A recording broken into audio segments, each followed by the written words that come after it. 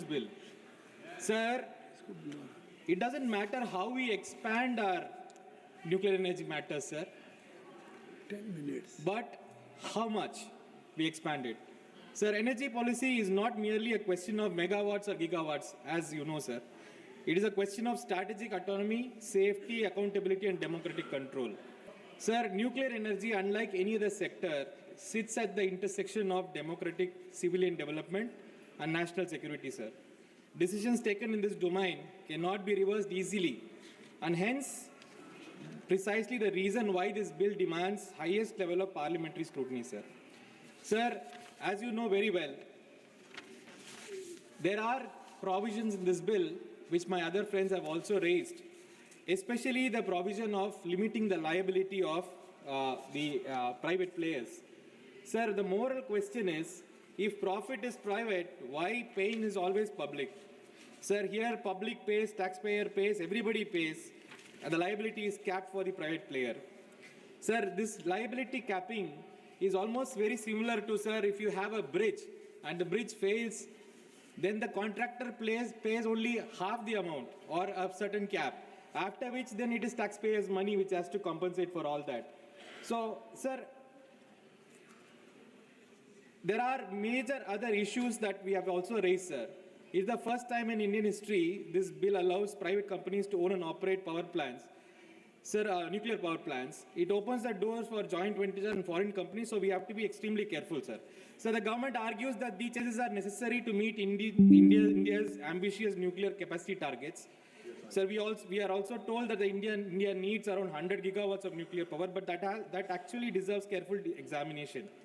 Sir, Indian nuclear expansion has historically been constrained not by ideology, sir, but by three real-world factors: financing, land acquisition and public consent, and international technology denial regimes. Sir, none of these problems are solved just by privatization. Sir, financing challenges can be addressed through sovereign guarantees, green bonds, and public investment. Public consent requires trust, transparency, and credible safety mechanisms.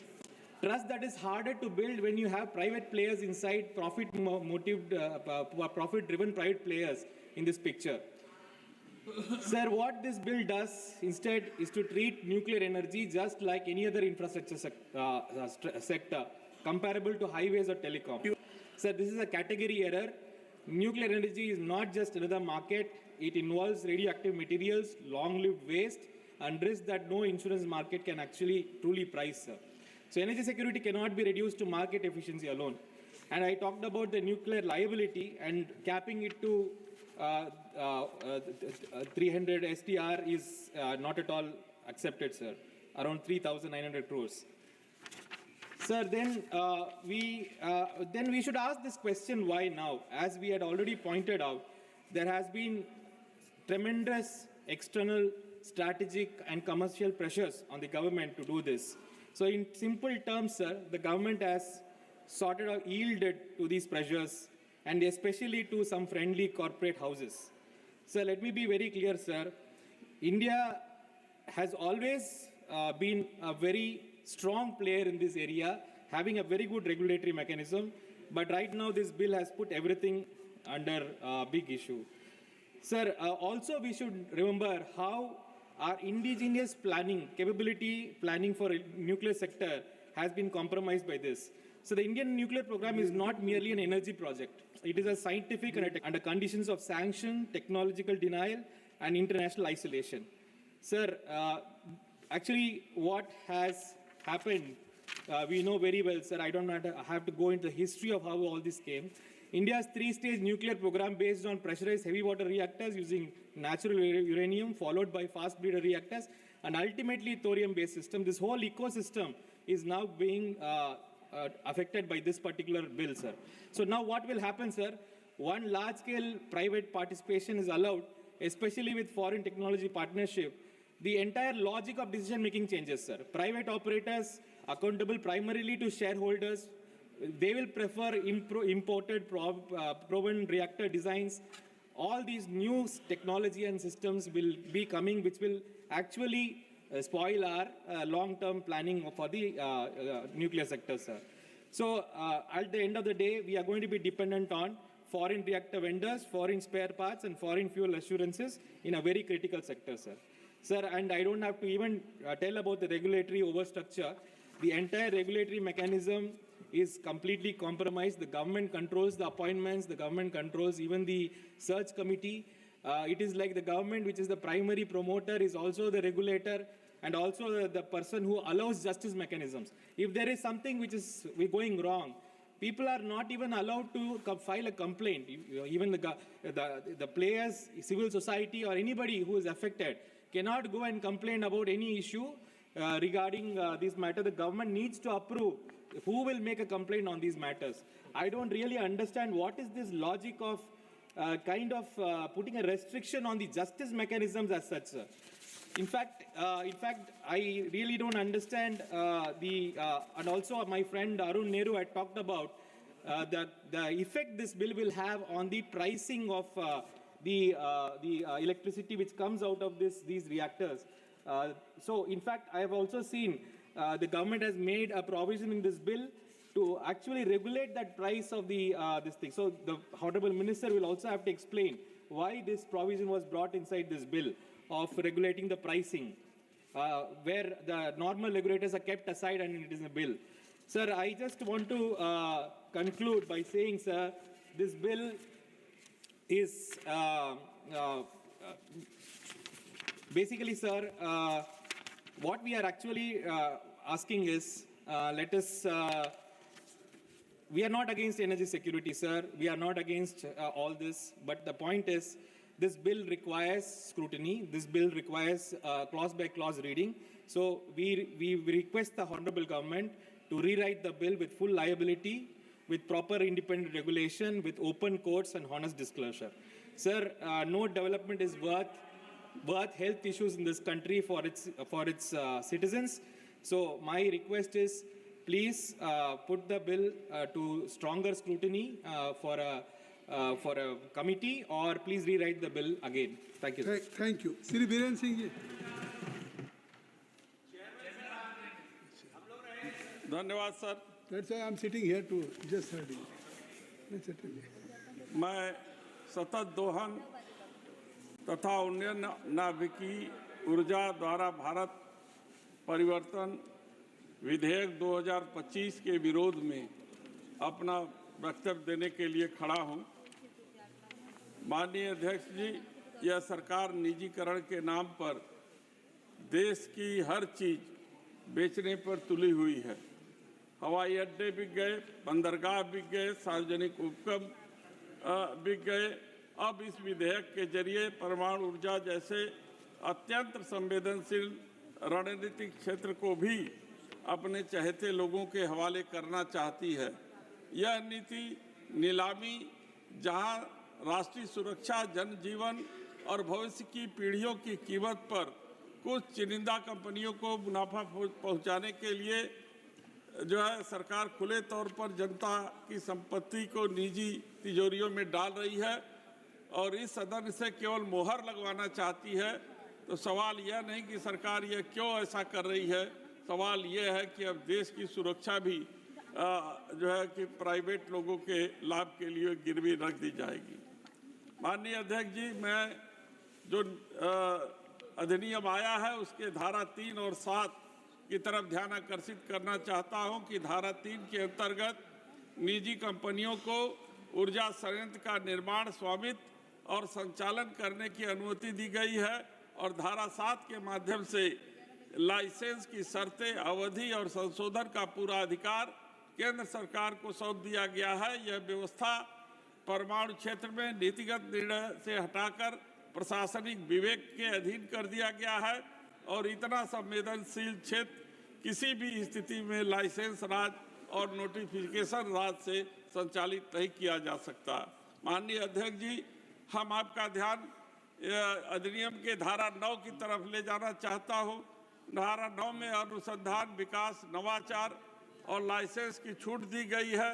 मैं पूछना चाहता हूं कि जब परमाणु पदार्थ और विकिरण शामिल हो तो छूट शब्द का प्रयोग ही खतरनाक है।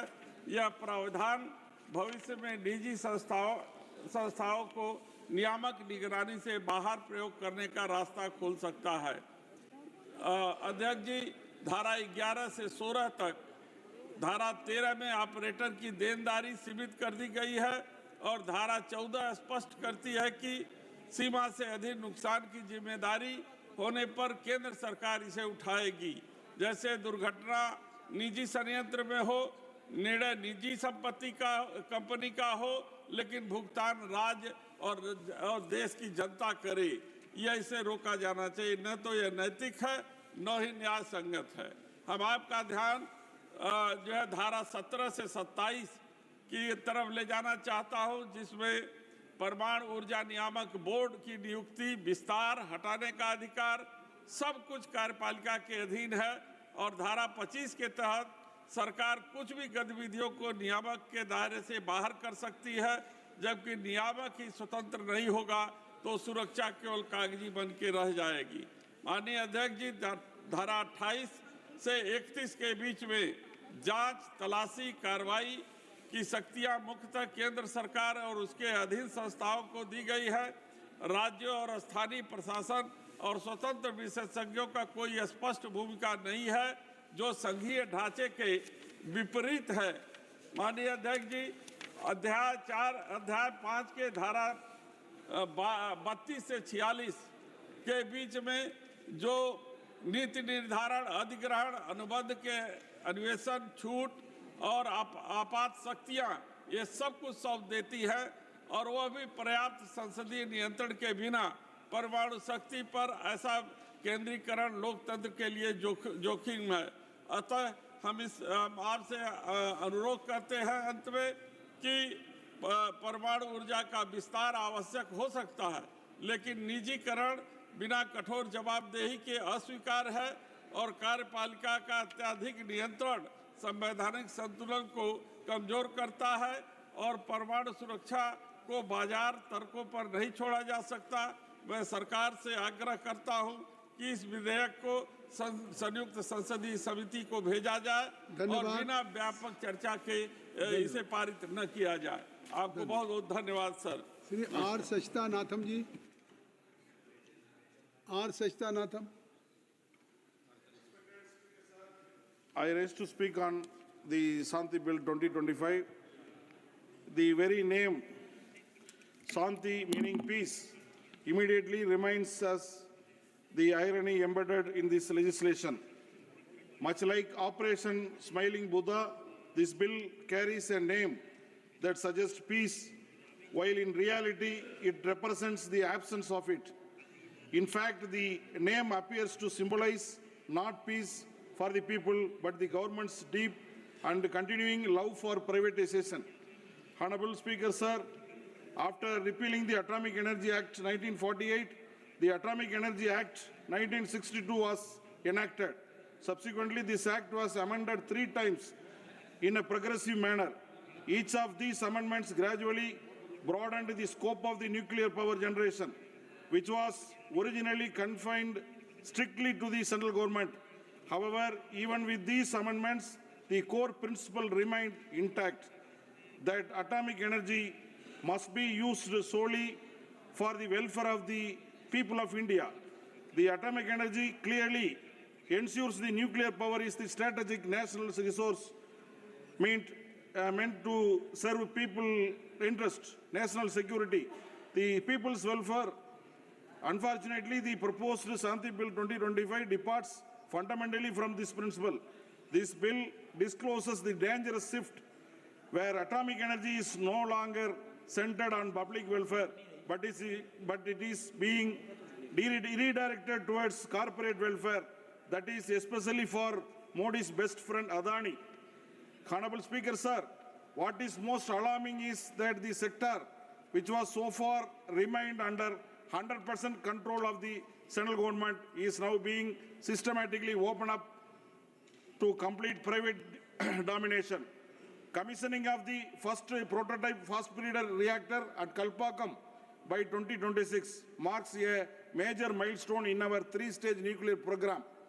It proves that the public sector institutions like Bhavini and NPCIL are fully capable of expanding nuclear power safely and indigenously. Kalpakkam stands as a symbol of India's scientific self-reliance, where indigenous design, fuel fabrication and reactor technology have been achieved without dependence on the foreign or private players. This success strengthens our strategic autonomy and showcases the strength of public sector research and manufacturing. Today, India's nuclear capacity is steadily growing from 8.18 gigawatt to projected 55 gigawatt and ultimately 100 gigawatt, entirely through public investment and strictly regulatory oversight by the AERB. In this context, the Shanti Bill and the move to privatize nuclear power is unnecessary and dangerous. Nuclear energy involves high-risk technologies like fast breeder reactors and radioactive waste management, which cannot be driven by profit motives. This is not merely a policy change. It is a profound shift in the philosophy of the governance. Atomic energy is not an ordinary commercial commodity. It concerns national safety, environmental security, and the future of our people. Handing it over to private corporate interests raises serious questions about accountability, safety, and sovereignty. Through you, sir, I seek clarify from government of several serious concerns regarding the entry of the private sector into nuclear power generation. Who will supply the nuclear fuel to private nuclear power plants? Will it be imported by private entities or supplied by the government? How will spent fuel be stored, monitored and controlled? What mechanism will ensure the long-term safety and security of spent fuel? Kindly Who is conclude. bear the responsibility, sir? One minute, sir. Who will bear the responsible for the decommissioning the nuclear fuel plants after completion of the 40-year life cycle? In the unfortunate event of the nuclear accident, who will bear the nuclear liability and compensate the affected public? Honorable Speaker, sir, I wish to draw the attention of the House to reports published in the New York Times regarding the nuclear device that was installed in the Nanda Devi region of Himalayas and subsequently went missing. It was reported that the device contained nearly one-third of the plutonium used in the Nagasaki atomic attack. Even today, local leaders and communities fear that the plutonium from the last device Hanumanji, may have Beniwal entered a glacier, posing a take your serious threat to the Hanumanji, people बैठ के बात living करिए। downstream. Sir, Hanuman Beniwal even ji, in the case of, बैठ के just 1 minute, sir, case of the government-owned nuclear device, no authority has taken responsibility to this day. Therefore, Honorable Speaker, sir, I strongly urge the House to carefully examine the true intent of the consequences of the Shanti Bill 2025 and to ensure that atomic energy remains a public asset used you. strictly for the welfare of the people of India and not for the profit of the few corporates like Adani. Thank you very much, sir. Sri Ravindranath Behra ji. Thank you, Chairman Sahib, for giving me this opportunity. This historic, sustainable harnessing and advancement of nuclear energy for transforming India Bill 2025, Shanti Bill, otherwise 2025.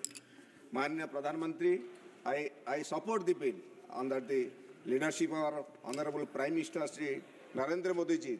The entire world, the leader of this world, is trying to make India in 2047 a big city India. For that, this nuclear energy bill, it is commendable and is acceptable in all sphere. The Atomic Energy Act 1962 was enacted after repealing the Atomic Energy Act 1948. After so many permutation, combination and rectification, the nuclear power production originally confined to the central government, to the government companies and joint venture companies. But now, with a strong research and development support since inception of the nuclear power program, India could achieve self-reliance in nuclear fuel cycle technology and has been carrying out the nuclear power program in the responsible manner. With adequate experience now in place, it is time to ripen augment its nuclear installed capacity to newer clean energy security and reliable round-the-clock power for national data center and future-ready. As Modi ji is trying, Bharat is trying to new India, new Bharat. So this is requirement of 100 gigawatt of nuclear power in 2047. The data centers, quantum computing is coming. Now it is 8 gigawatt only. So now this is a quantum job in electric generation. So India has set up an ambitious plan to achieve the energy independence with a roadmap of decarbonization by 2070. So in this view, reasons mentioned, it is necessary to enact the new comprehensive legislation, namely the Sustainable Harnessing and Advancement of Nuclear Energy for Transforming India Bill 2025 and to repeal the Atomic Energy Act 1962 and the Civil Liability for Nuclear Damage Act 2010.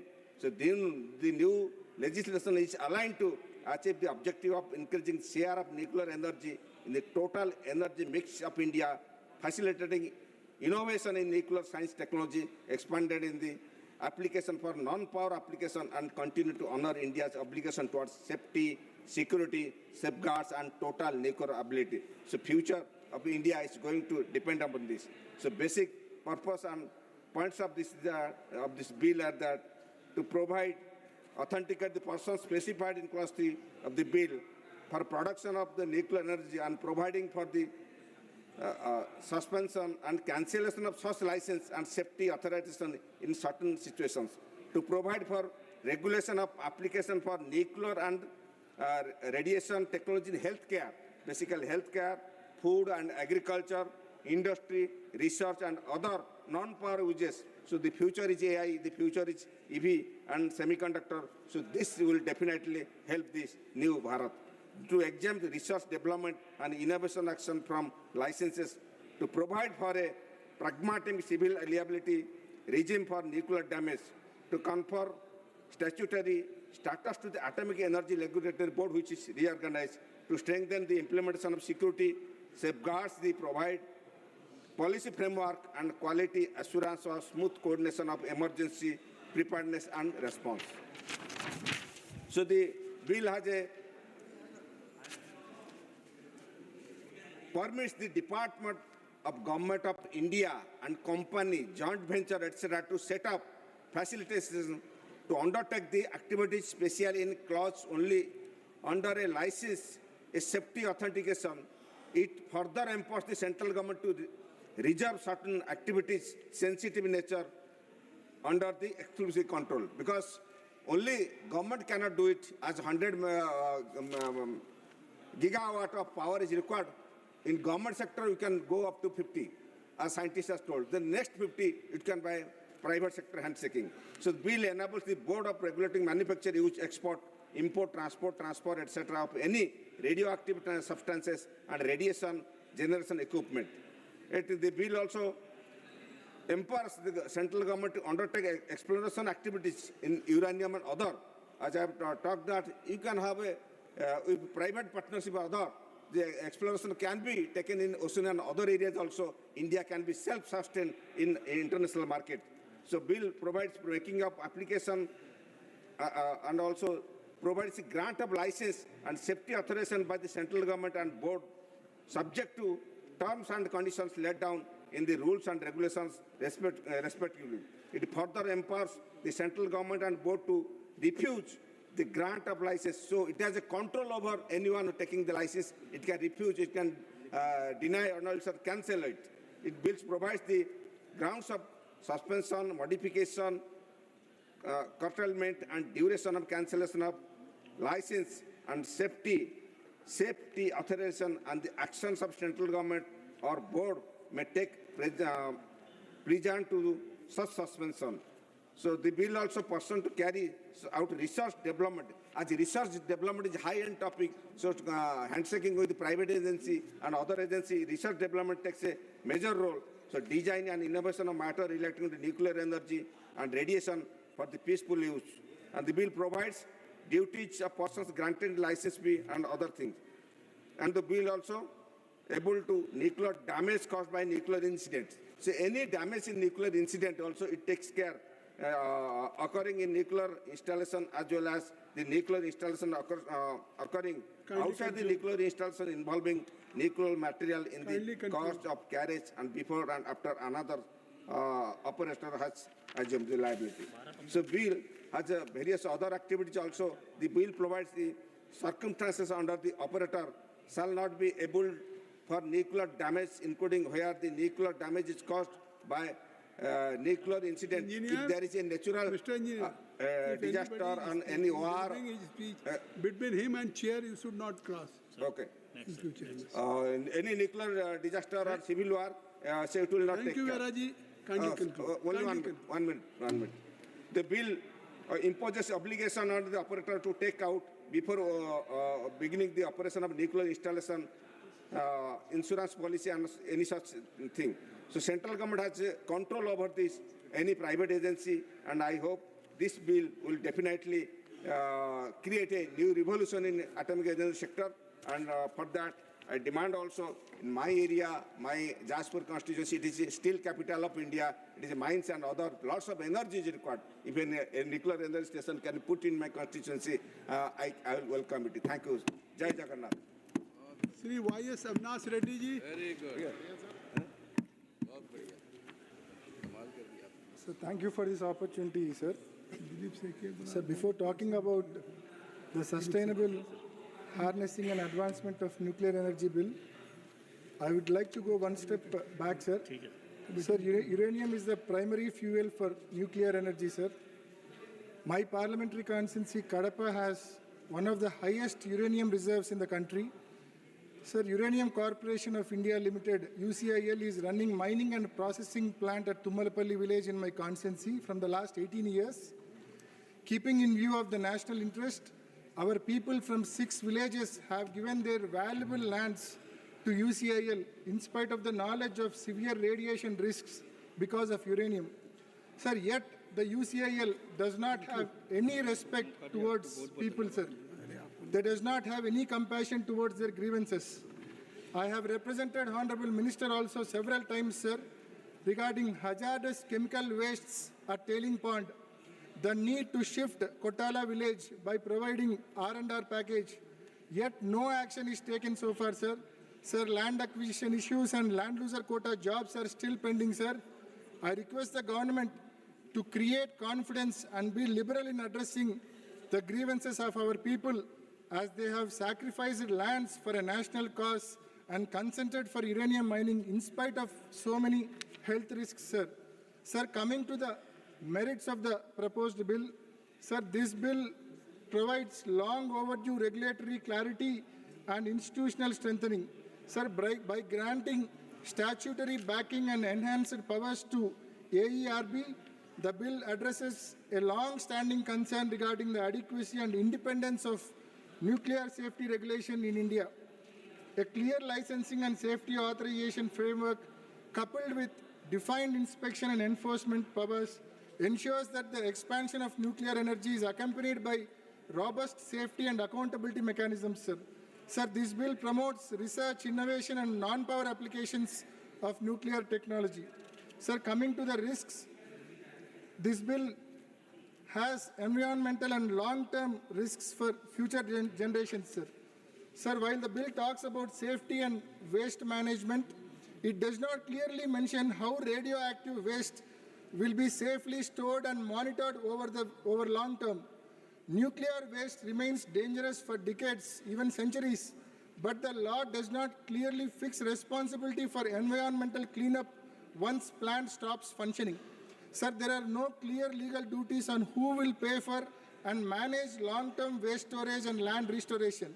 Because of this, there is real concern that the cost and risk of nuclear waste management may be pushed on to the future governments and future generations. Such long-lasting environmental risks require clearer legal safeguard and stronger accountability, sir. Sir, in this bill, there is a gap in emergency preparedness at the local level, sir. Sir, the bill gives strong emergency powers to the central government, but it says very little about preparing people on the ground to handle a nuclear emergency, sir. Sir, district administrations, local hospitals, disaster response teams and nearby communities are the first to face the impact of any accident. However, the bill does not clearly talk about training, medical preparedness, emergency drills, or public awareness programs in areas around nuclear plants. Sir, without strong local capacity and planning, central control alone may not be enough during a crisis, sir. This gap raises concern about whether our emergency response system is truly ready to protect lives of the citizens, sir. Okay. Sir, with these comments and with these suggestions, I support this bill, sir. Thank you. Thank you. Thank you. माननीय सदस्य श्री सुधाकर सिंह जी.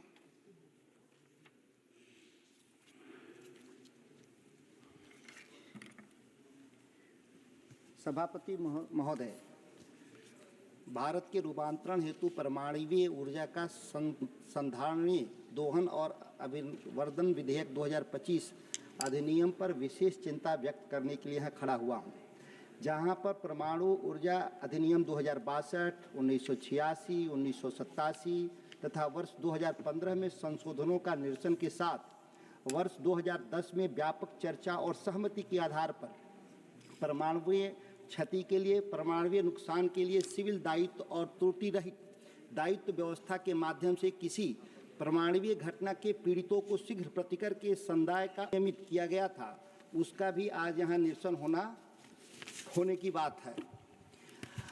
मैं बात करना चाहता हूँ कि हरित ऊर्जा को लेकर के भी दो राय इस मामले में है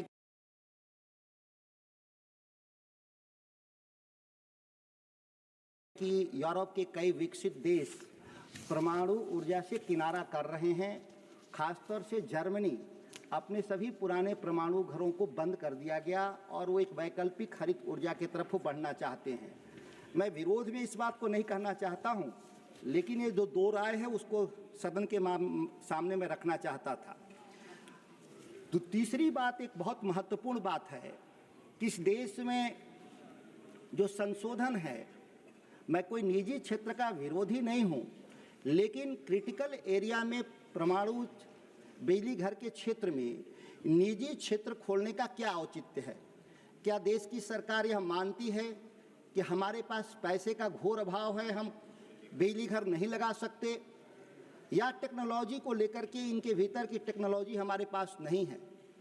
इसलिए मैं इस बात को चर्चा करना चाहता हूं कि एनटीपीसी इस देश में 54,000 मेगावाट बिजली कोयला के माध्यम से पैदा करने के लिए सरकार के पास पैसे हैं, तो आखिर परमाणु बिजली पैदा करने के लिए जो पहले से 8880 मेगावाट जो जनरेट हो रहा है, क्यों नहीं भारत सरकार उनका बजट बढ़ाने का काम किया और सरकारी क्षेत्र में बिजली घर लगाने का काम किया? बिहार में प्रस्तावित रजौली परमाणु बिजली घर पिछले 20 साल से 2 दशक से आज तक उस पर एक ईंट नहीं रखा गया। ये प्रस्तावित, क्या सरकार को कौन चीज़ ऐसा रोक रहा था इस काम को करने के लिए?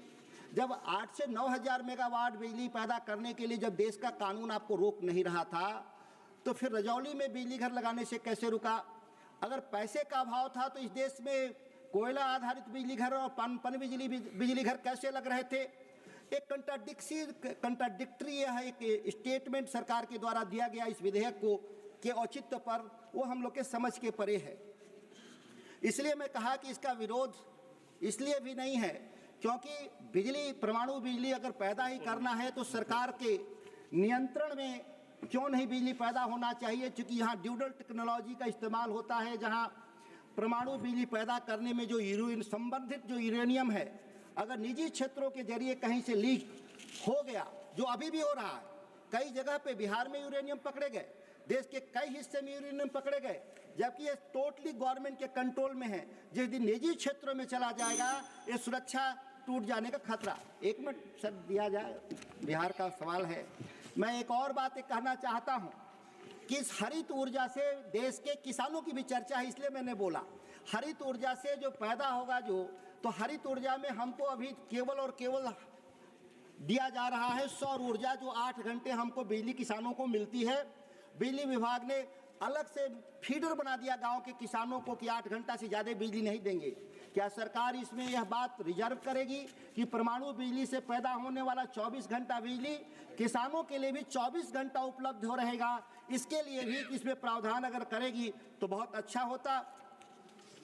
इसके अलावा जो सबसे बहुत महत्वपूर्ण है कि धारा 12 उपधारा 2, जहां किसी भी व्यक्ति की लापरवाही और स्वयं की भूल चूक के कारण कोई नाभिकीय नुकसान होता है तो प्रचालक ऐसे व्यक्ति के लिए उत्तरदायी नहीं होगा।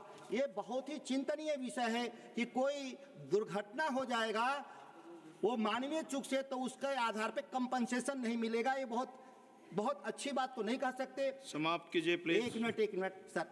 धारा 13(3) भारत सरकार अतिरिक्त पूर्ति करेगी, जबकि यह इसका मुनाफा निजी क्षेत्र को जाएगा। तो क्यों नहीं, यह प्रतिपूर्ति केवल निजी क्षेत्र करेगा, सरकार क्यों करे? क्योंकि मुनाफा तो प्राइवेट सेक्टर को जाना है। इसमें विदेशी आपूर्तिकर्ताओं को नाभिकीय चूक पर कोई भी जुर्माना नहीं देना होगा। छूट दे दिया गया जो 2010 के कानून में था। धन्यवाद जी, धन्यवाद। श्री संदन चौहान जी।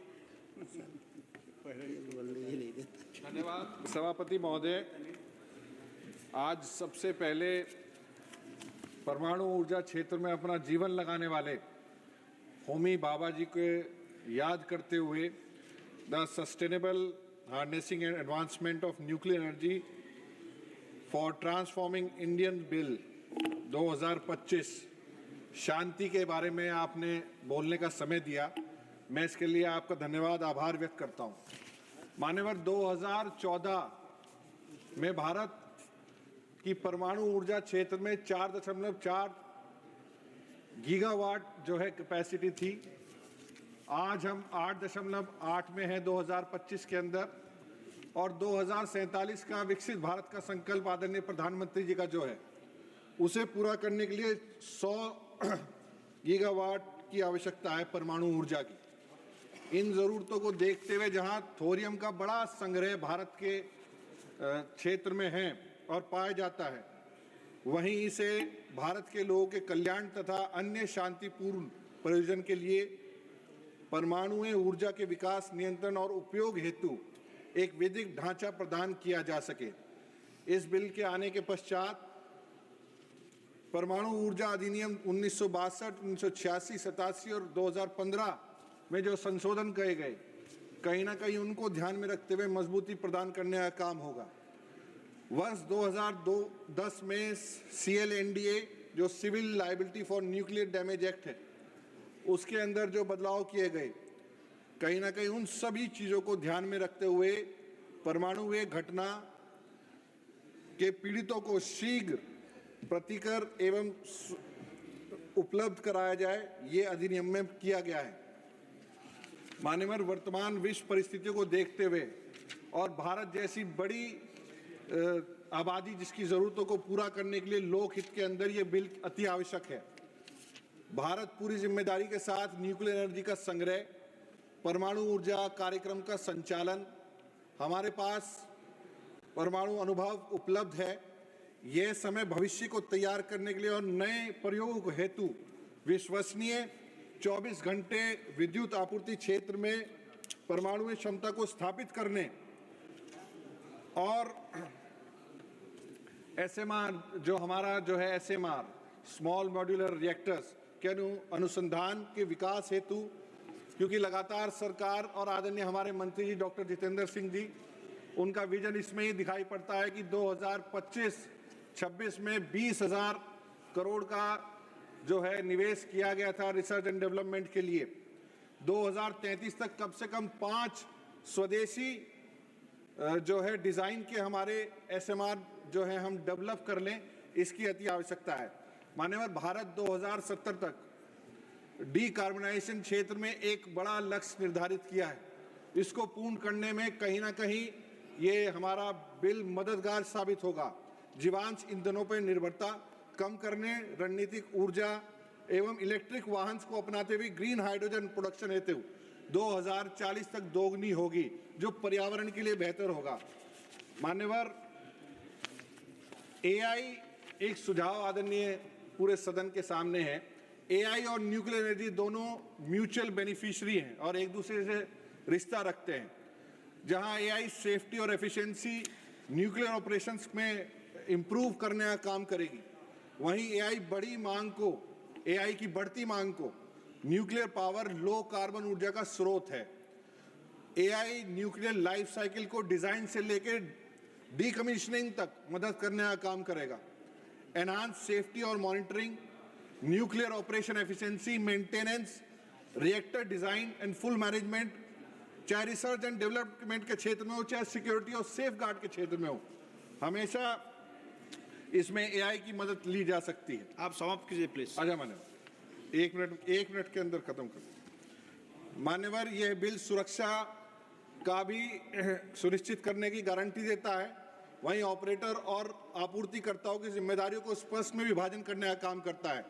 अनिवार्य बीमा के साथ साथ विनाशकारी घटनाओं के लिए सरकारी समर्थन सुनिश्चित करने का काम करता है।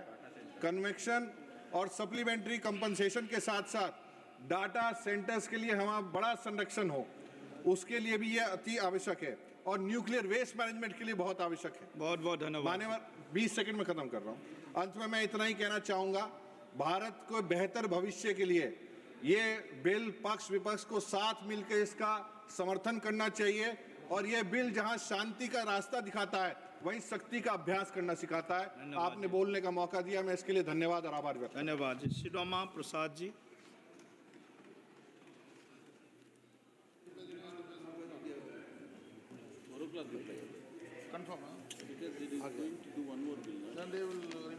माननीय सभापति महोदय, भारत के रूपांतरण के लिए नाभिकीय ऊर्जा का संधारणीय दोहन और अभिवर्धन विधेयक 2025 जन विरोधी है, पर्यावरण विरोधी है, सुरक्षा विरोधी है। विदेशी देशी कॉरपोरेट घरानों को निजी फायदा पहुंचाने के मकसद से लाए गए इस विधेयक का मैं विरोध करता हूं। इतने महत्वपूर्ण और गंभीर विधेयक पर चर्चा हो रही है महोदय, माननीय प्रधानमंत्री जी को ऐसे अवसर पर जरूर सदन के अंदर रहना चाहिए था। सभापति महोदय, हम आपके माध्यम से सरकार से पूछना चाहते हैं कि क्या सरकार देश के सार्वजनिक क्षेत्र के उपक्रमों का संचालन, सुरक्षा देने और विकसित करने में सक्षम नहीं है, जो एक एक करके देशी विदेशी कॉरपोरेट घरानों के हवाले इन्हें करते जा रहे हैं। क्या हमारे देश की ऊर्जा जरूरतों को पूरा करने के लिए हमारे देश में आविष्कार करने वाले सक्षम वैज्ञानिक, इंजीनियर और धन की कमी है? क्या देशी विदेशी कंपनियों से राय करके उनके निजी फायदे के लिए ये विधेयक लाए जाते हैं? क्योंकि किसानों के तथाकथित फायदे के लिए बनाए गए 3 कृषि कानूनों के समय भी यह दिखाई पड़ा कि सदन में विधेयक आने और कृषि कानून बनने के पहले ही अडानी अंबानी के बड़े बड़े गोदाम अनाज रखने के लिए देश के विभिन्न हिस्सों में बन गए थे। महोदय, परमाणु सुविधाओं का निजीकरण, वर्तमान में रेडियोधर्मी और निर्धारित पदार्थों की खरीद, प्रसंस्करण, उपयोग और निपटान केंद्रीय सरकार और उसके सार्वजनिक क्षेत्र की एजेंसियों जैसे कि परमाणु ऊर्जा विभाग, DAE, NPCIL, UCIL के अन्य कठिन नियंत्रण में है। विदेशी निवेश वाले निजी कंपनियों को परमाणु ऊर्जा संयंत्रों के संचालन की अनुमति देने से यूरेनियम, प्लूटोनियम और खर्च किए गए ईंधन के प्रबंधन से देश में अकल्पनीय खतरा, सुरक्षा पैदा हो सकती है। यह सामरिक संपत्ति पर राज्य के नियंत्रण को कमजोर करेगा, जो राष्ट्रीय सुरक्षा के लिए खतरा है। अनुसंधान में छूट। महोदय, 1 सेकेंड। धारा 9 लाइसेंस के बिना परमाणु ऊर्जा में अनुसंधान विकास की अनुमति देती है। यह छोटी मात्रा का उल्लेख करती है, लेकिन इसका स्पष्ट माप देने में विफल रहती है। उच्च लागत के कारण केवल कुछ ही निजी कंपनियां भाग लेंगी, जिससे ऊर्जा क्षेत्र में एकल इकाई का एकाधिकार होगा और बिजली महंगी होगी। आप समाप्त कीजिए प्लीज। अंत में यह 2010 के देयता अधिनियम की पुरानी देयता सीमा को दोहराता है, जिसमें मुद्रास्फीति को नहीं जोड़ा गया है। क्षतिपूर्ति की राशि मिलियन है, जबकि 1989 में भोपाल गैस कांड के समय यूएस के साथ $470 मिलियन का भुगतान किया गया था। महोदय, उत्तरदायित्व तो नहीं बनाया गया है कंपनियों को, बल्कि इसका उत्तरदायित्व तो दिया गया है कि अगर कहीं कोई दुर्घटना होती है तो इसका जवाबदेह जो है परमाणु ऊर्जा का संयंत्र चलाने वाला मैंने ऑपरेटर होगा। कंपनियां इसके बाहर से बाहर है महाराज। डॉक्टर शर्मिला सरकार जी, पुनः इस विधेयक पर पुनर्विचार किया जाए। धन्यवाद।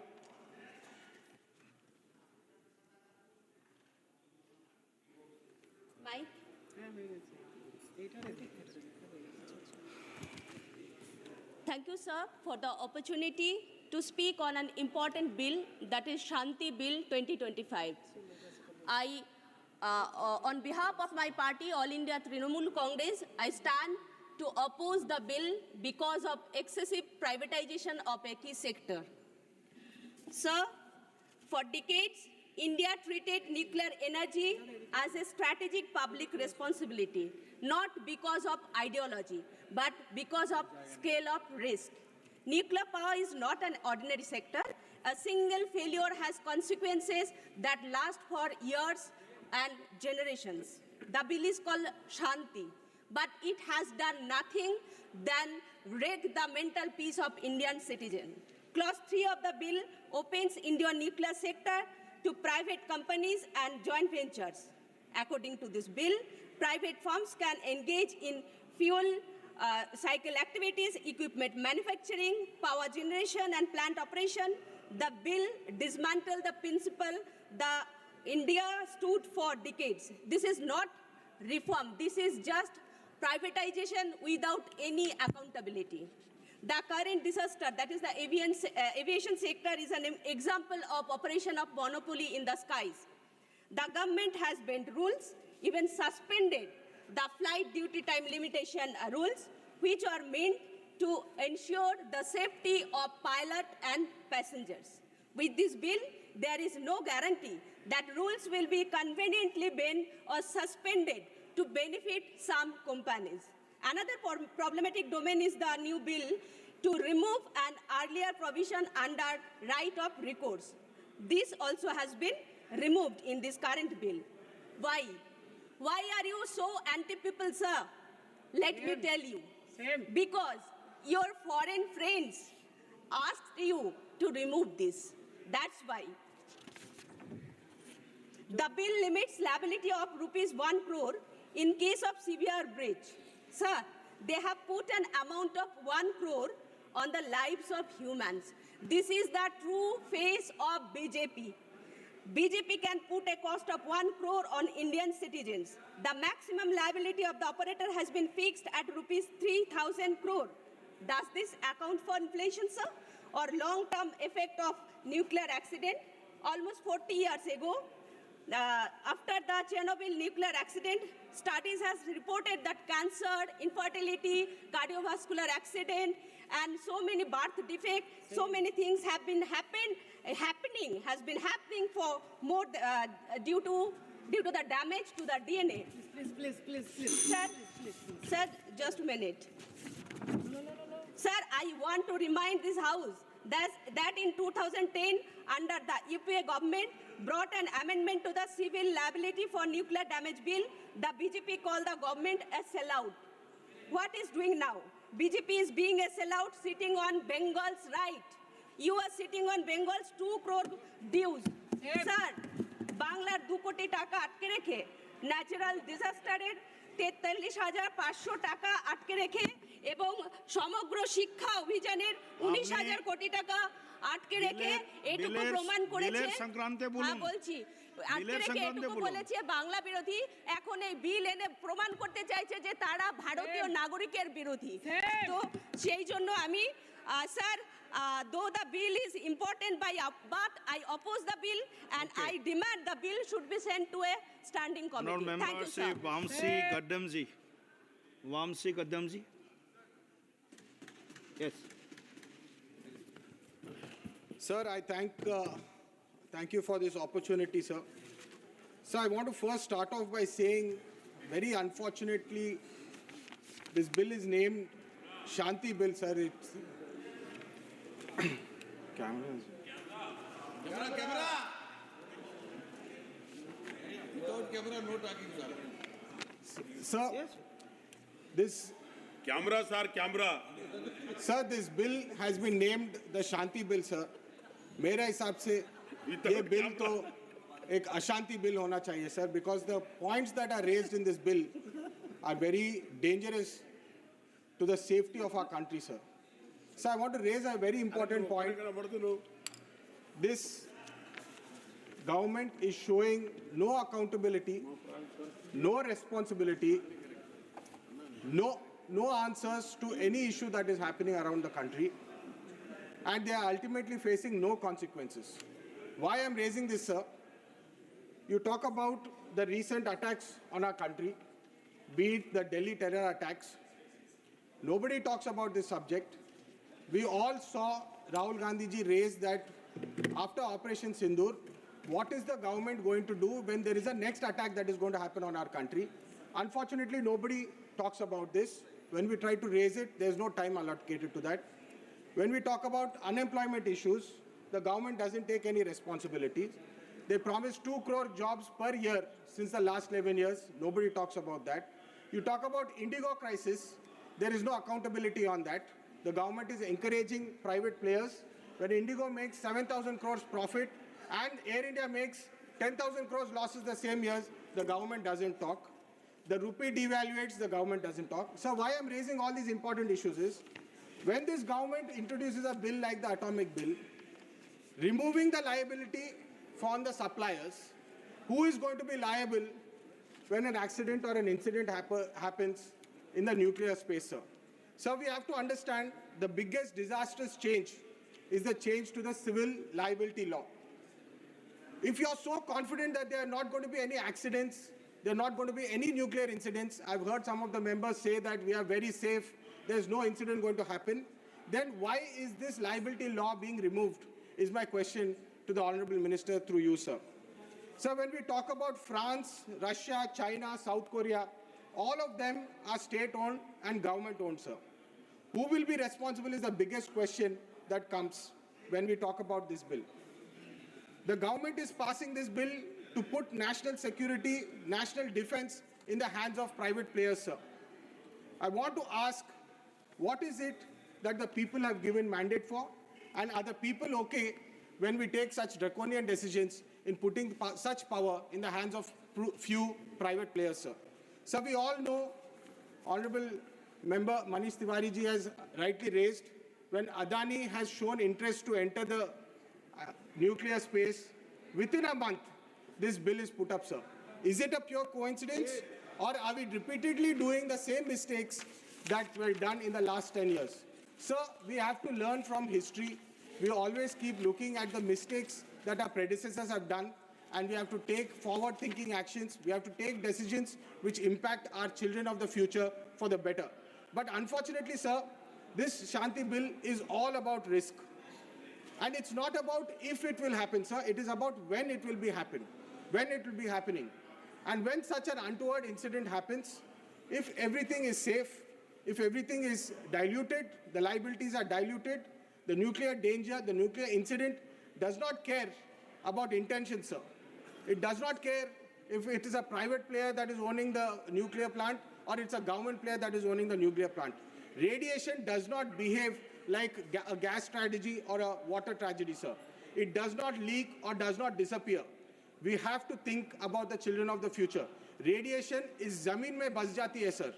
India's previous governments, previous leaders would take responsibility if there was any untoward incident, if there was loss of life to the people of our country. We have heard about resignations of ministers taking responsibility in our earlier governments. But unfortunately, today, we simply divert the topic and we go on to the next one. Sir, I repeatedly want to raise that sending this bill to the private players and giving private players whole and sole responsibility would be dangerous for the people of this country. I feel this bill is against the interest of our country, the safety of our country, and the safety of the citizens of our country.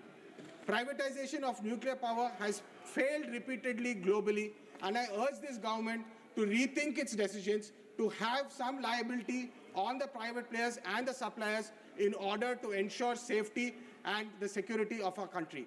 Thank you, sir. Jai Hind. माननीय सदस्य श्री अनूप धोत्रे जी। Thank you, Speaker Sir, for allowing me to speak on this important bill. The Sustainable Harnessing and Advancement of Nuclear Energy for Transforming India Bill 2025, known as the Shakti Bill. Honorable Speaker Sir, it is our Prime Minister's target to achieve 100 gigawatt of nuclear power capacity by the year 2047.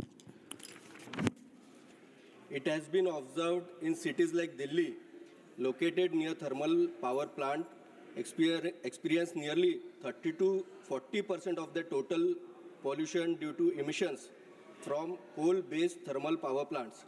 Additionally, coal transportation to thermal power station is predominantly carried out through Indian Railways, accounting nearly 49% of the total freight movement.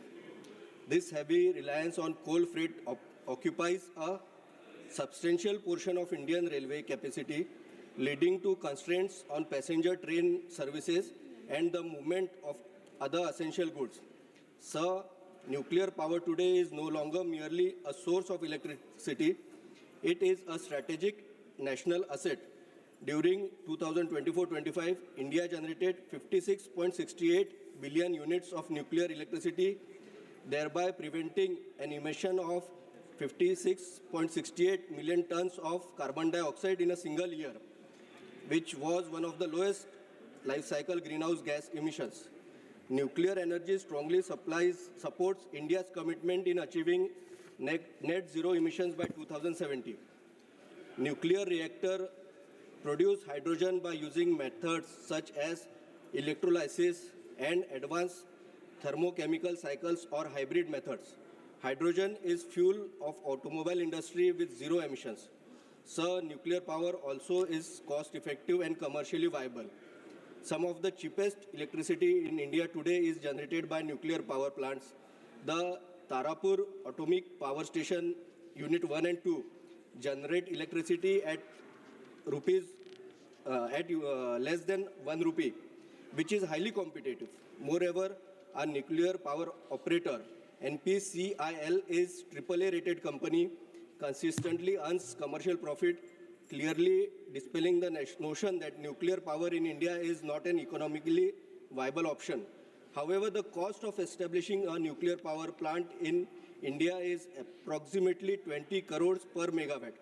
Therefore, private sector participation is very essential.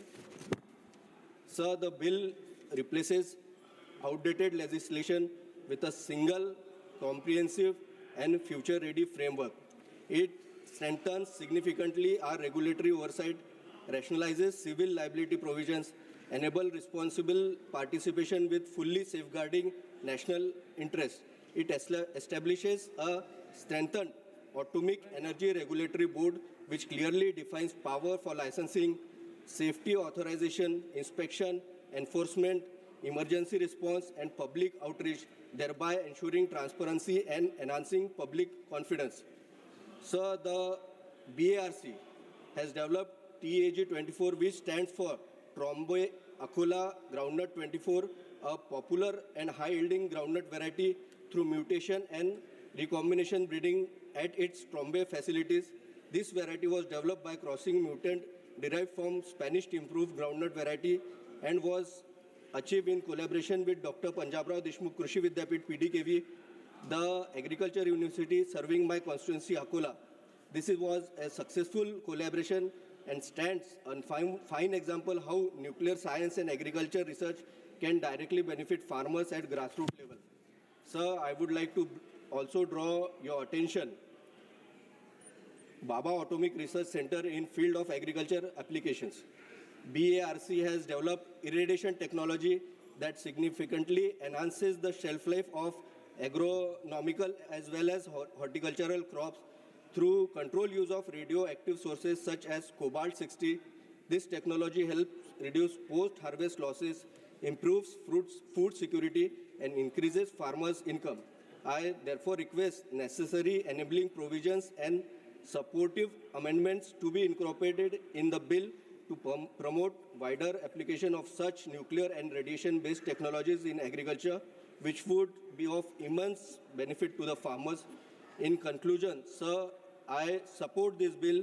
This landmark legislation strengthens India's energy security, accelerates climate action, promotes technological leadership, ensures public safety. I strongly support this bill and urge the August House to do the same in larger national interest. Thank you, sir. Thank you. माननीय सदस्य हनुमान बेनीवाल जी, ये nuclear energy पर बोल रहा है जी। Hanuman ji sir, nuclear energy bill है। हाँ उसी पे बोल रहा हूँ सर। आप देखिए, मैं बहुत ढंग से बात करता हूँ मेरे से। सभापति जी बहुत कौन आदमी है, आप समझ रहे हैं कि नहीं बोलेंगे न्यूक्लियर पे? सभापति महोदय, सपोर्ट करने सभापति महोदय, सबसे पहले तो आपने मुझे भारत के रूपांतरण के लिए नाभिकीय ऊर्जा का संधारणीय दोहन और अभिवर्धन विधेयक 2025 चर्चा में भाग लेने का अवसर दिया, इसके लिए धन्यवाद। सभापति महोदय, विधेयक का उद्देश्य परमाणु सत्याग्रह की व्यवहारिक नागरिक दायित्व व्यवस्था बनाना, परमाणु ऊर्जा नियामक बोर्ड को वैधानिक दर्जा प्राप्त करना है। मैं आपके माध्यम से कहना चाहता हूँ कि परमाणु ऊर्जा क्षेत्र में क्रम रूप से आप निजी क्षेत्र को प्रवेश दे रहे हैं। सभापति महोदय, सरकार ने जो विधेयक लोकसभा में पेश किया है, उसकी जनता, देश की जनता को गहरी शंका और सख्त आपत्ति है, क्योंकि सरकार की मंशा के दूसरे पहलू को देखेंगे तो ये सामने आएगा कि विधेयक केवल एक तकनीकी संशोधन नहीं, बल्कि ये हमारे संवैधानिक सिद्धांतों, जनता की सुरक्षा, तो सरकारी जवाबदारी सिद्धांतों में जड़ से बदलाव का प्रयास है। इस विधेयक के माध्यम से सरकार परंपरागत रूप से सार्वजनिक क्षेत्र के अधीन रहे नाभिकीय ऊर्जा पर निजी कंपनियों को खोलना चाहिए। परिवर्तन सिर्फ बाजार खोलने का पसंद नहीं, इसमें जोखिम की प्रवृत्ति, लाइबिलिटी, निगरानी संरचना पूरी तरह बदल जाएगी। सभापति महोदय, हमें मानते हैं कि निजीकरण की प्रक्रिया पारदर्शी, सख्त और जनता हित की शर्तों पर न हो तो भारी कीमत चुकानी पड़ सकती है। सभापति महोदय, ये विधेयक पुराने एक्ट को बदलकर नई व्यवस्था लाता है, जिसका अर्थ है कि दशकों में बने सुरक्षा मानदंड और पीड़ितों के अधिकारों के संरक्षण के लिए नियम होंगे। इसलिए मंत्री जी, आप जो जवाब देते हैं जरूर बताएं कि नागरिकों की सुरक्षा और दुर्घटना की स्थिति में मुआवजे का अधिकार कैसे सुनिश्चित रहेगा। महोदय, आपके माध्यम से मंत्री जी ये भी पूछना चाहता हूँ कि विधेयक में देयता की सीमा और ऑपरेटर उत्तरदायित्व जैसे प्रावधानों का नई तरह से निर्धारण हो रहा है। कुछ कई मीडिया रिपोर्ट्स के अनुसार ये विधेयक इसलिए भी चिंता का विषय है क्योंकि नाभिकीय दुर्घटनाएं स्थानीय नहीं बल्कि क्षेत्रीय और पीढ़ियों पर असर डालती है। ऐसे बहुत सीमांत जोखिमों के लिए सीमित लाइबिलिटी पीड़ितों को पुनर्वास, पर्यावरण सर्वनाश के समय अपर्याप्त साबित हो सकती है। नागासाकी और हिरोशिमा का उदाहरण इस बात को दर्शाता है कि इतिहास से हमें कुछ सीखने की आवश्यकता हमेशा ध्यान रखना चाहिए। इतिहास अपने आप को दोहराता है। सभापति महोदय, निजीकरण, ये विधेयक नाभिकीय ऊर्जा जैसे अति संवेदनशील क्षेत्र को निजी कंपनियों के लिए खोलता है। मंत्री जी से पूछना चाहता हूँ कि क्या सरकार ये गारंटी दे सकती है कि मुनाफे की दौड़ में सुरक्षा से समझौता नहीं होगा, क्योंकि इतिहास बताता है कि जब भी उस जोखिम वाले क्षेत्रों में निजीकरण हुआ नुकसान आम जनता ने ही उठाया। दूसरा सवाल, दुर्घटना हुई तो जिम्मेदार कौन? मैं मंत्री जी पूछना चाहता हूँ, इस बिल में लाइबिलिटी को सीमित और स्पष्ट किया जा रहा है और लाइबिलिटी सीमित होगी तो पीड़ितों को मुआवजा कौन देगा? क्योंकि परमाणु दुर्घटना का असर केवल एक जिले, एक साल तक नहीं रहता, उसका असर पीढ़ियों तक जमीन, पानी और स्वास्थ्य पर पड़ता है। सभापति महोदय, मेरा आग्रह है कि जनता को इसमें अंधेरे में क्यों रखा गया? क्या कोई व्यापक लोक परामर्श हुआ? क्या कोई खुली जन सुनवाई हुई? क्या सरकार का ऐसा रवैया नीतिगत व जबरदस्ती नहीं? महोदय मंत्री जी, जब आप ये बताएं कि रेडियो धर्मी कचरे का स्थायी और सुरक्षित निपटान कहाँ और कैसे होगा, क्योंकि अगर आज इसका उत्तर नहीं है तो भविष्य की पीढ़ियों के लिए जरूर ये जेल छोड़ के जा रहे हैं। आपके माध्यम से सरकार को ये भी कहना चाहता हूँ कि विकास का मतलब ये नहीं कि सुरक्षा को कुर्बान कर दिया, जनता के अधिकारों को सीमित कर दिया जाए। मंत्री जी, लाइबिलिटी कानून को पीड़ित केंद्रित बनाया जाए, परमाणु ऊर्जा को पूरी तरह सार्वजनिक जवाबदेही के दायरे के अंदर रखा जाए। सभापति जी, ये अटल जी ने ये पोखरण के अंदर परमाणु जो परीक्षण किया था और निश्चित रूप से उस समय बहुत बड़ा दबाव था। उससे पहले कांग्रेस सरकार के अंदर 1974 में परमाणु परीक्षण हुआ और हिंदुस्तान ने बाहरी जितनी भी बड़ी ताकतें थी उनको दरकिनार करते उनके दबाव को परमाणु परीक्षण करके ये वर्ल्ड में संदेश दिया कि हिंदुस्तान परमाणु क्षेत्र में बड़ी ताकत बन के उभर गया। लेकिन आज अपन जो करने जा रहे हैं, ये कोई खिलौनों की दुकान नहीं खोल रहे हैं, अपन खिलौना बना लिया कर लिया। ये हमारे पास अगर मेक इन इंडिया की अपन बात करें, जब परमाणु क्षेत्र में अपन प्राइवेट को घुसा देंगे सबको, तो अपन खुद क्या करेंगे? ये वर्ल्ड जानना चाहता है। ये मैसेज गलत वर्ल्ड के अंदर आपका जा रहा है। ये हमारी मांग है कि इसको एक बार आप पूरा सोच विचार करके और उसके बाद इसको पारित कराएं। बहुत बहुत धन्यवाद। महत्वपूर्ण मुद्दे हैं। माननीय सदस्य Shri MP Abdul Samad समादानी। Sir. Thank you, sir. Sir, while taking part in this very important discussion on the Shanti Bill, I am reminded of a statement made by the famous American theoretical physicist Julius Robert Oppenheimer. Sir, when Oppenheimer witnessed the birth of atomic age, he is often called as the father of atomic bomb. When he witnessed the birth of atomic age, he recalled Bhagavad Gita and he quoted these verses of Bhagavad Gita. Divi Surya Sahasrasya Bhaved Yuga Paduttida Yadibha Sadrishisa Syad Bhasastasya Mahatmana. Which means, if the radiance of 1,000 suns were to burst forth at once in the sky, that would be like the splendor of the mighty one. Unquote. Sir, it is a verse of awe, also of a warning. Warning about a power that overwhelms human control. Sir, that warning must guide this august assembly, this house, when as we debate the Shanti Bill. Sir, the very acronym Shanti invokes peace, tranquility, and sustainability. But sir, it is very unfortunate to state that the bill, though it expands nuclear power generation, it leaves behind a statutory vacuum, especially in 3 very important, sensitive, critical areas. I draw the attention of the Honorable Minister. First of all, the bill fails to establish a truly independent nuclear safety regulator. Sir, such a regulator has to be made answerable to the Parliament, insulated from both the executive and the nuclear establishment. But sir, unfortunately, the bill does not have such a provision. Sir, in a sector where a single failure can cause irreversible harm, regulatory subordination is unacceptable. Secondly, sir, the bill ushers in private and foreign participation in one of the most strategically sensitive sectors of the Republic. Sir, the bill is indebted to privatization.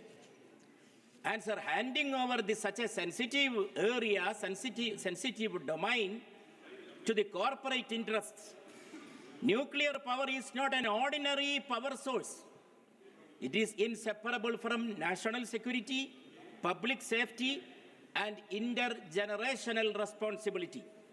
Sir, opening this domain to the profit-seeking private sector, it is equal to opening doors to the risks of regulatory capture, dilution of accountability, and erosion of sovereign control. Sir, nuclear disasters do not respect balance sheets. Chernobyl speaks a lot. Sir, the entire regions were rendered inhabitable, generations scarred, and costs were borne out not by the corporates, but by the people and the state. Sir, private and foreign investors may exit. Affected citizens cannot. Thirdly, sir, my criticism, my opposition, my accusation to this bill is that the bill is conspicuously silent on long-term radioactive waste management and emergency preparedness. Okay, sir, we have, sir, 7 minutes our party. No. 2 minutes, sir, I will conclude. Sir, with more important federalism, whenever the government is coming with a new legislation, always, sir, nowadays, recently, the casualty is the most important federalist character of the Constitution. Here also, sir, there is no mention of any sort of meaningful consultation with the states that bear the brunt of nuclear risk. Sir, federalism cannot be reduced to a procedural formality when the consequences are existential. Sir, India needs clean and reliable energy, no doubt. But sir, nuclear energy without ironclad law, democratic consent, and sovereign accountability is not Shanti. It is equal to finding and making loopholes that may lead to Ashanti.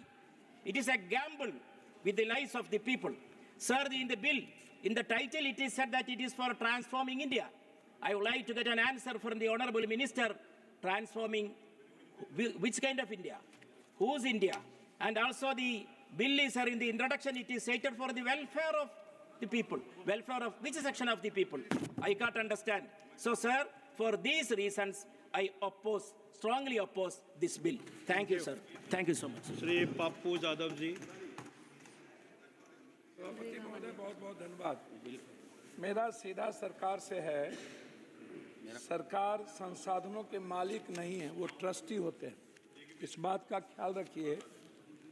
और लोकतंत्र में सरकार trustee होता है, दलाल नहीं हो सकता। मैं बराबर कहता हूँ और हमेशा ये शब्द हमारा रहता है कि सरकार जो इंटरप्रेन्योरशिप को बढ़ावा दे रही है या टेंडरप्रेन्योरशिप को बढ़ावा दे रही है। ये अमेरिका और यूरोप आप कहीं जाइए तो सरकार किस चीज़ को बढ़ावा देती है, इसको पहले आपको समझना चाहिए। योग्यता नहीं, पहुंच देखती है यहाँ की सरकार। अनुभव नहीं, सत्ता से नज़दीकी देखी जाती है कि कौन सबसे ज़्यादा नज़दीक है।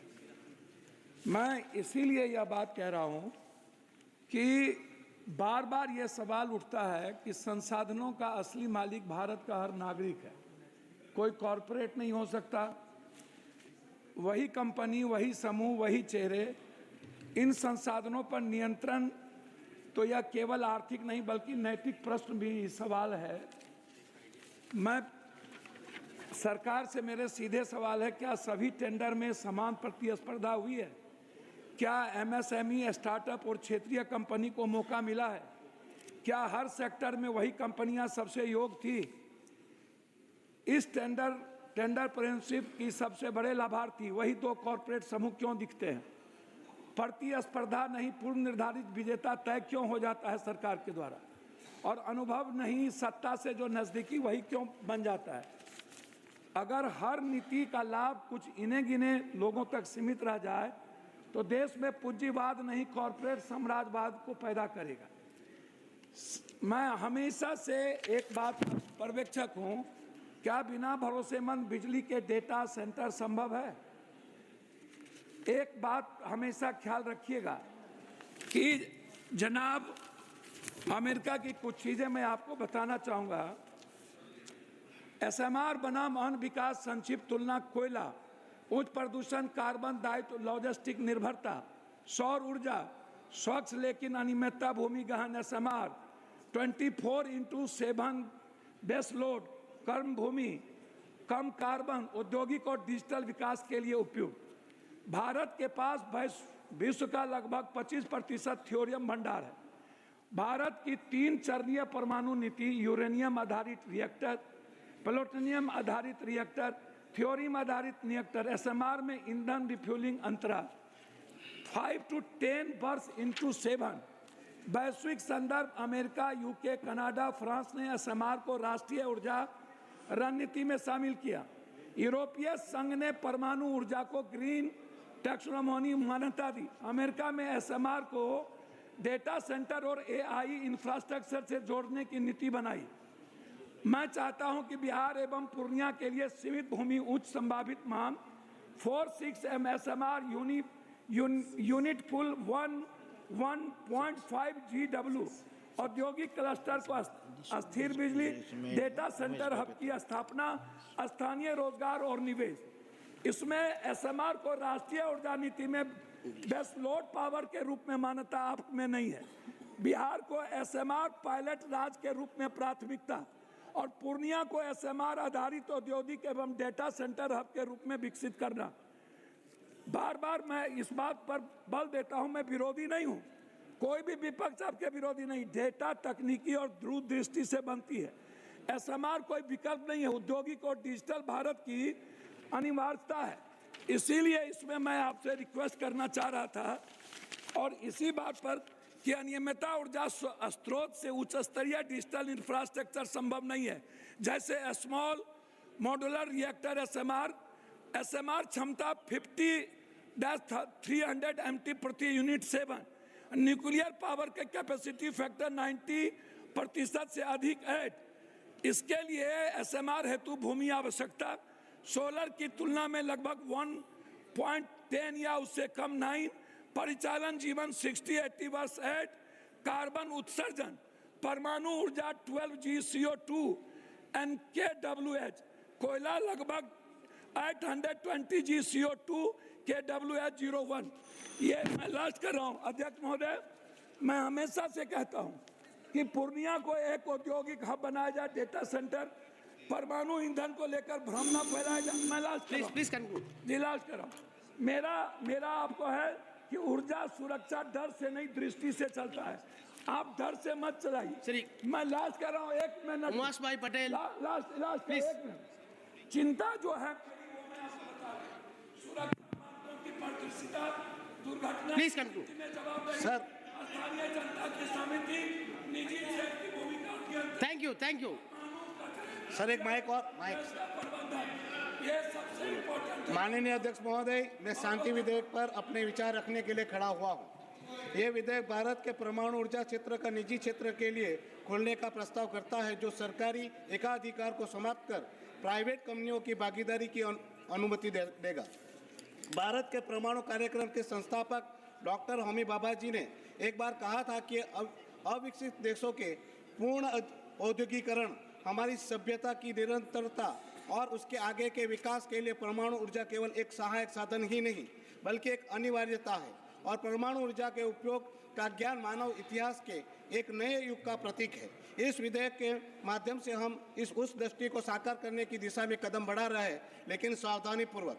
महोदय जी, यह विधेयक भारत की ऊर्जा सुरक्षा को मजबूत करने की क्षमता रखता है। वर्तमान में भारत में 24 परमाणु रिएक्टर कार्यरत है, जिनकी कुल स्थापित क्षमता 8,180 मेगावाट है, जो देश की कुल बिजली उत्पादन का मात्र 2% से भी कम है। निजी क्षेत्र की भागीदारी से $26 मिलियन का निवेश आ सकता है, जिससे 2040 तक 11,000 मेगावाट की नई क्षमता जुड़ सकती है और 2047 तक 100 गीगावाट का लक्ष्य प्राप्त करने में मदद मिलेगी। इससे पूंजी का प्रवाह बढ़ेगा, विदेशी तकनीक का आदान प्रदान होगा, जैसे कि अमेरिका और फ्रांस में प्राइवेट कंपनियों की भागीदारी से नवाचार हुआ है, और ऊर्जा क्षेत्र में नवाचार को बढ़ावा मिलेगा। यह रिन्यूएबल एनर्जी की सीमाओं को, जैसे मौसम पर निर्भरता को पूरा करेगा, कोयला आयात पर निर्भरता कम करेगा, जो वर्तमान में 80% ऊर्जा आवश्यकताओं को पूरा करता है, और ये आर्थिक विकास को गति देगा। उद्योग जगत और विदेशी भागीदारी के लंबे समय से चली आ रही मांगों को ये विधेयक संबोधित करेगा, जिससे स्वच्छ ऊर्जा लक्ष्यों की प्राप्ति का योगदान होगा। महोदय, हालांकि परमाणु ऊर्जा में सुरक्षा और पर्यावरण से संबंधित जोखिम बहुत अधिक है। निजी क्षेत्र के लाभ को प्राथमिकता दे सकता है, जिससे सुरक्षा मानकों में कमी आ सकती है। पिछले हादसे जैसे कि चेरनोबिल और जापान का फुकुशिमा हमें सतर्क करते हैं, जहां रेडियो एक्टिव लीक से लाखों लोग प्रभावित हुए थे और पर्यावरण को लंबे समय तक नुकसान पहुंचा था। भारत में भी रेडियो एक्टिव सामग्री चोरी की कई मामले सामने आए हैं, जो प्रोफरेशन के जोखिम को बढ़ाते हैं। साथ ही परमाणु कचरा प्रबंधन और पीड़ितों के मुआवजे में पारदर्शिता सुनिश्चित होनी चाहिए। विधेयक में विदेशी नियंत्रण पर रोक अच्छी है, 49% की सीमा, लेकिन क्या भारतीय कंपनी पर्याप्त रूप से तैयार है? महोदय जी, एटॉमिक एनर्जी रेगुलेटरी बोर्ड की क्षमता भी सीमित है और प्राइवेट भागीदारी से नए जोखिम जैसे साइबर अटैक या आतंकवाद का खतरा बढ़ सकता है। महोदय जी, मैं ठोस सुझाव देना चाहता हूँ, एटॉमिक एनर्जी रेगुलेटरी बोर्ड को पूरी तरह स्वतंत्र रखें और उनके लिए पर्याप्त बजट वर्तमान में जो है उनसे दुगुना तथा विशेषज्ञों की नियुक्ति करें, ताकि वह प्राइवेट प्रोजेक्ट की निगरानी प्रभावी ढंग से कर सके। सुरक्षा प्रावधानों को और मजबूत करें, नियमित ऑडिट, जन सुनवाई और पर्यावरण प्रभाव मूल्यांकन। सर, मैं 5 मिनट दिए ना, 3 ही मिनट हुआ। प्लीज 1 मिनट में कंप्लीट अनिवार्य करें। साथ ही स्मॉल मॉड्यूलर रिएक्टर के लिए विशेष गाइडलाइन बनाए। निजी भागीदारी में 49% की विदेशी हिस्सेदारी को सीमा को बनाए रखें, लेकिन पारदर्शी निविदा प्रक्रिया लागू करें ताकि भ्रष्टाचार न हो। प्राइवेट कंपनियों को न्यूक्लियर फ्यूल और रिएक्टर ऑपरेशन से दूर रखें, केवल इंफ्रास्ट्रक्चर और लॉजिस्टिक तक ही सीमित रखें। सके। इन सभी बिंदुओं के साथ मैं सरकार से आग्रह करता हूं कि सभी आवश्यक विवरण सदन के समक्ष रखे, उचित और तर्कसंगत सार्थक चर्चा के माध्यम से चिंताओं का समाधान करें और ये सुनिश्चित करें कि ये विधेयक भारत के परमाणु कार्यक्रम की गौरवशाली विरासत को आगे बढ़ाते हुए भविष्य की आवश्यकताओं के लिए जिम्मेवारी तैयार करें। अंत में ये विधेयक अगर सही ढंग से लागू हुआ तो भारत को ऊर्जा स्वतंत्र बना सकता है, लेकिन सुरक्षा के साथ कभी भी समझौता न करे। धन्यवाद। Thank you. Shri Chandrashekhar, honourable member. धन्यवाद सभापति जी। नाभिकीय ऊर्जा कोई साधारण क्षेत्र नहीं है, यह सीधे सीधे जन सुरक्षा, पर्यावरण और आने वाली पीढ़ियों से जुड़ा विषय है। ऐसे संवेदनशील क्षेत्र में निजी कंपनियों को प्रवेश देना गंभीर चिंता का विषय। सरकार कहती है कि निजीकरण से दक्षता आएगी, लेकिन मेरा प्रश्न है, यदि दुर्घटना होगी तो जवाबदेह कौन होगा और पीड़ितों को न्याय कैसे मिलेगा? यह विधेयक कॉरपोरेट को सुरक्षा और जनता को असुरक्षा देता है। सरकार कहती है कि नियामक बोर्ड में वैधानिक दर्जा दिया गया है, लेकिन खंड 7 से और 20 देखें, नियुक्तियां सरकार करेगी, शक्तियां सरकार तय करेगी, हटाने के अधिकार भी सरकार के पास होगा। तो मेरा प्रश्न है, क्या ऐसा नियामक वास्तव में स्वतंत्र होगा? नियामक संस्था को वैधानिक दर्जा देना पर्याप्त नहीं है। सवाल यह है कि वह सरकार और निजी कंपनियों से स्वतंत्र होगी। सभापति जी, हम SC/ST के प्रतिनिधि के तौर पे यहाँ हैं। पिछले जितने सेक्टर प्राइवेट हुए हैं उनसे SC/ST OBC के कर्मचारियों को चुन चुन कर निकाल दिया प्राइवेट सेक्टर के लोगों ने। तो जब ये प्राइवेट हो जाएगा, निजी क्षेत्रों में चला जाएगा, SC/ST OBC कर्मचारियों के अधिकार की रक्षा होगी, इस बात की गारंटी सरकार को देनी चाहिए। खंड 3, 7 और 9 के माध्यम से नाभिकीय क्षेत्रों में निजी कंपनियों को लाइसेंस और सुरक्षा प्राधिकार देकर प्रवेश का रास्ता खोला गया है, लेकिन मेरा प्रश्न, क्या मुनाफे पर चलने वाली कंपनियां सुरक्षा को सर्वोपरि रखेंगी? महोदय, परमाणु दुर्घटना की कीमत कंपनी देश की जनता को चुकानी पड़ती है। खंड 11 से 15 स्पष्ट करते हैं कि नाभिकीय दुर्घटना की स्थिति में जवाबदेही को सीमित और नियंत्रित कर दिया गया है। यह विधेयक 2010 के नागरिक नाभिकीय दायित्व कानून की मूल भावना को कमजोर करता है। खंड 12 और 13 में प्राकृतिक आपदा, आतंकवाद जैसे वाहनों के तहत देयता से छूट और सीमा तय की गई है। खंड 14 सरकार की देयता को भी सीमित करता है। नाभिकीय दुर्घटना का प्रभाव सालों तक नहीं बल्कि पीढ़ियों तक रहता है, लेकिन यह विधेयक पीड़ितों के अधिकारों पर कानूनी कैप लगा देता है। महोदय, खंड 15 के अंतर्गत निजी संचालकों के लिए बीमा अनिवार्य है, लेकिन सरकारी नाभिकीय प्रतिष्ठानों को इससे छूट दी गई। ये दोहरा मापदंड क्यों? क्या सरकारी संयंत्रों में दुर्घटना नहीं हो सकती है? खंड 5 और 25 के तहत यूरेनियम, थोरियम अन्वेषण और संवेदनशील गतिविधियों पर केंद्र सरकार का पूर्ण नियंत्रण स्थापित किया